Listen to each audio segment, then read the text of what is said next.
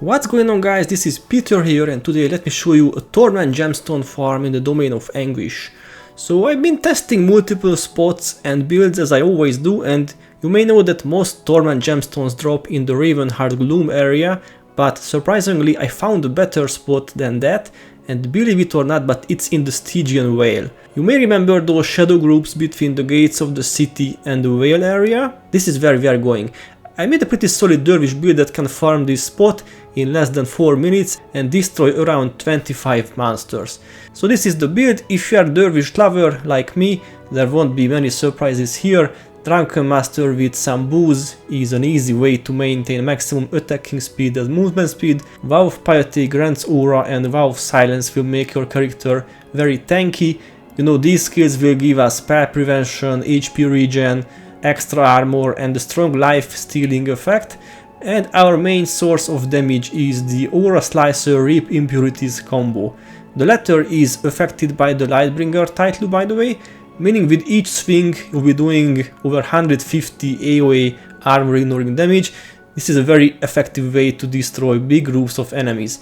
Then there is I Am Unstoppable. This is for anti-knockdown and also for extra armor. And finally we have Mental Block to make our character even more tanky. Attributes are 14 Sight Mastery, 12 Wind Prayers, 11 Mysticism, and if you are not an expert dervish yet, you can lower Sight Mastery and put more points into Wind Prayers. This will make your character even more tanky. For weapons, I recommend a Vampiric Sight of Enchanting. No need to be zealous mode here, and honestly the vamp mode is needed because some shadow warriors and especially the abyssals hit like a truck. They get stronger and stronger as their HP drops due to their skill called Enraged. They can become super strong when their HP is sub 30% and deal 100% more damage.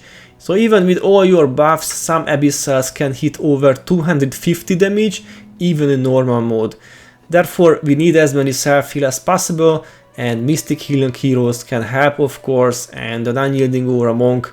In case you would die, the hero can resurrect you easily and you can continue the farm. Right, if you have the same gear as I do, travel to the Gate of Anguish and enter the Stygian Vale. The reason trick doesn't work here, sadly, meaning we must walk back to the portal after each run. Some candies like the chocolate bunnies or sugary blue drinks can help though. So here we are, flag heroes like I do at the gates. Then use some booze and run straight till you reach the first shadow group. Before you aggro, put up all your enchantments. Vow of Piety, grants aura, Mental Block and Vow of Silence. If there is a monk called Scourge of Darkness, you must focus on that. If there are no monks, just target something else, preferably not the shadow warriors, because those can disable our attack skills, so always keep those for last. If you have 33% speed boost, you can bow through simply by running around them. Okay, first group has a monk. We must target the Scourge now and make a nice bow. You can use I Am Unstoppable even if there are no abyssals, because the extra armor always comes in handy. Even if your bow is not perfect and one mob is a bit away, you can still damage it with the AoE skill, and now just spam Aura Slicer and Reap Impurities as often as you can, and don't forget to use Grants Aura and VUS every time you can. Sadly monks can res, but they are kind of weak healers.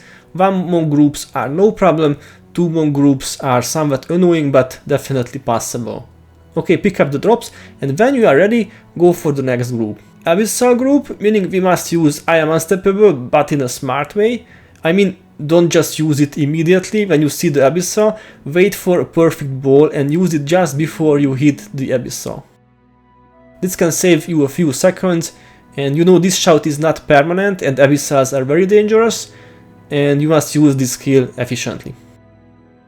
This ball wasn't perfect either. Sometimes 1 or 2 enemies don't want to move at all and behave differently than the others. I haven't really figured it out yet, but this is not a problem usually, we can destroy them anyway. Okay, the next group has 2 monks, which will be a nice practice run. Target one of the monks, ball them and spike. The monks will prioritize their healing on themselves and also resurrect each other. But this is not a problem. If you have killed both of them once, just pick up the drops and move on. don't bother with them after, because you only get drops once. The resurrected fools won't give you more drops. The last group always has 2 monks. The previous groups are kind of randomized though. Same tactics will work here, of course, just make a nice ball and spike. Once only the monks are left, feel free to use a summoning stone, like the legionnaire is a good one. It only costs 1 skill point and it can help with killing the monks faster. You may say, why bother with the monks? Yeah, that's why. They can also drop gemstones. Okay, pick up the drops and type/resign to do another run. One tip: if heroes are too close when you are fighting the last group, there is another good spot on the left where you can win a few meters and make sure that they won't leech your drops. In case you die during the farm, don't give up immediately, because heroes can easily resurrect you. Those patrolling groups give you plenty of space to do the resurrection. And let me give you another tip: don't try farming 2 groups at the same time. Like I said, these Abyssals and Shadow Warriors are OP, they are very strong, way stronger than you would expect in normal mode. And speaking of modes, hard mode is a no-go, because there is a deadly environment effect and you get 50 damage each time you block, so don't try it. And now the most important question: how many gemstones can you get here? Look at my data, I have done 89 runs and got 49 Torment Gemstones. So you can expect a gem around every second run. I've got plenty of 1 gem runs, and you will run into no gem runs too, and very rarely even 2 or 3 gemstones. Most items here can be salvaged to iron, so this is a pretty good iron farm as well.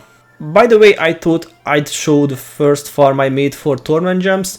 This is in the Gloom, another area, very dark place, and I'm not a fan of this.